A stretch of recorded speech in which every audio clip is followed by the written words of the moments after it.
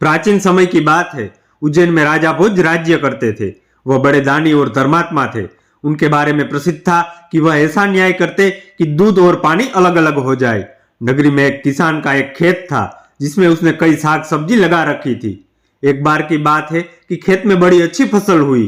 पूरी जमीन पर तो खूब तरकारियां आई, लेकिन खेत के बीचों बीच थोड़ी सी जमीन खाली रह गई। हालांकि किसान ने उस जमीन पर भी बीज डाले थे, लेकिन वहां कुछ नहीं उगा। किसान ने वहां खेत की रखवाली के लिए एक मचान बना लिया।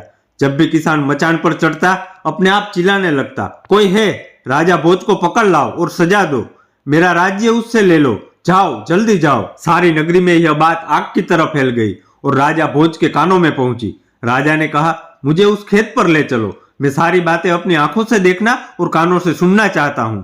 राजा भोज जब उस जगह पहुंचे तो उन्होंने भी वही देखा कि किसान मचान पर खड़ा है और कह रहा है, राजा भोज को फौरन पकड़ लाओ और मेरा राज्य उससे ले लो। यह सुनकर राजा चिंतित हो गए। चुपचाप महल में वापस लौट आए। उन्हें रात भर नींद भी नहीं आई। सवेरा होते ही उन्होंने राज्य के ज्योतिषियों और जानकार पंडितों को इकट्ठा किया। उन्होंने अपनी गोपनीय विद्या से पता लगाया कि उस मचान के नीचे कुछ छिपा है। राजा ने उसी समय आज्ञा दी कि उस जगह को खुदवाया जाए। खोदते खोदते जब काफी मिट्टी निकल गई तो अचानक एक सिंहासन प्रकट हुआ। सिंहासन के चारों ओर 8-8 पुतलियां यानी कुल 32 पुतलियां खड़ी हुई थी। सबके अचरज का ठिकाना न रहा। राजा को खबर मिली तो सिंहासन को बाहर निकालने को कहा गया, लेकिन कई मजदूरों के जोर लगाने पर भी वह सिंहासन टस से मस न हुआ। तब एक पंडित ने कहा कि यह सिंहासन देवताओं का बनाया हुआ है, अपनी जगह से तब तक नहीं हटेगा जब तक कि राजा स्वयं इसकी पूजा अर्चना न करे। राजा ने ऐसा ही किया। पूजा अर्चना करते ही सिंहासन ऐसे ऊपर उठाया मानो फूलों का हो। राजा बड़े खुश हो गए। सिंहासन में कई तरह के रत्न जड़े हुए थे जिनकी चमक अनूठी थी। सिंहासन के चारों ओर 32 पुतलियां बनी हुई थी। उनके हाथ में कमल का एक एक फूल था। राजा ने हुक्म दिया कि खजाने से रुपया लेकर सिंहासन दुरुस्त करवाया जाए। सिंहासन सुंदर होने में 5 महीने लगे। अब सिंहासन दमक उठा था। जो भी देखता देखता ही रह जाता। पुतलियां ऐसी लगती मानो अभी बोल उठेगी। राजा ने पंडितों को बुलाया और कहा, आप लोग कोई अच्छा मुहूर्त निकाले, उस दिन मैं इस सिंहासन पर बैठूंगा। दिन तय किया गया। दूर दूर तक लोगों को निमंत्रण भेजे गए। तरह तरह के बाजे बजने लगे। महल में खुशियां मनाई जाने लगी। पूजा के बाद जैसे ही राजा ने अपना दाहिना पैर बढ़ाकर सिंहासन पर रखना चाहा कि सारी पुतलियां खिलखिलाकर हंस पड़ी। लोगों को बड़ा अचंभा हुआ कि यह बेजान पुतलियां कैसे हंस पड़ी।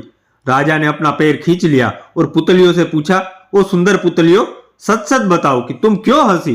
पहली पुतली का नाम था रत्नमंजरी। राजा की बात सुनकर वह बोली, राजन, आप बड़े तेजस्वी है, धनी है, बलवान है, लेकिन इन सब बातों का आपको घमंड भी है। जिस राजा का यह सिंहासन है वह दानी, वीर और धनी होते हुए भी विनम्र थे, परम दयालु थे। राजा बड़े नाराज हुए।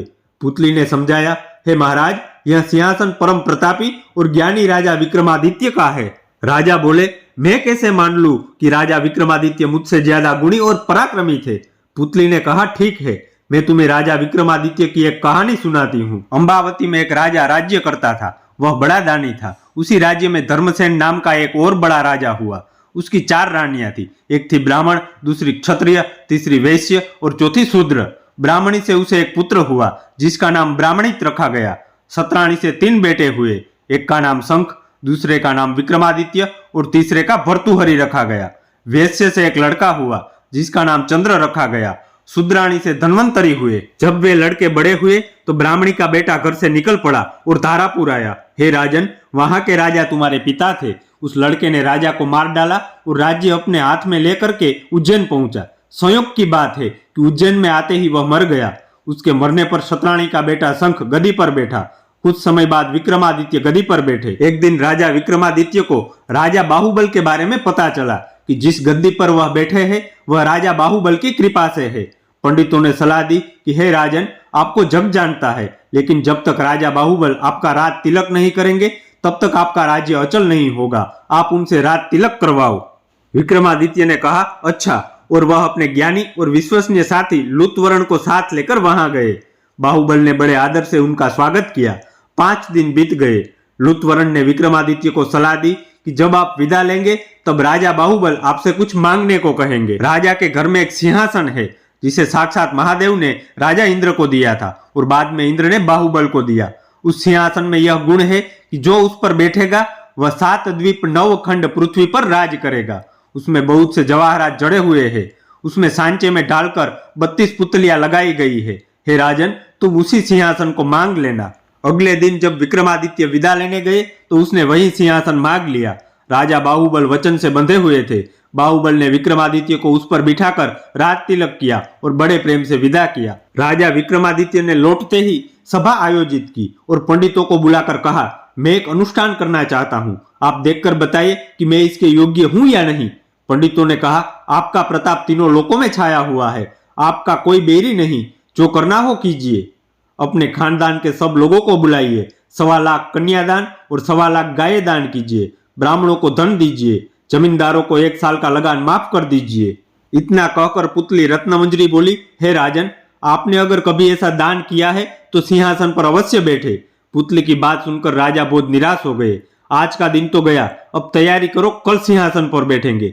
इस तरह सिंहासन बत्तीसी की पहली पुतली ने राजा भोज को नहीं बैठने दिया। ये थी 32 पुतलियों में से पहली पुतली की कहानी। इसका दूसरा पार्ट हम जल्दी लेकर आएंगे। तब तक हमारे साथ जुड़े रहिए। मिलते हैं नई कहानी के साथ। तब तक के लिए नमस्कार।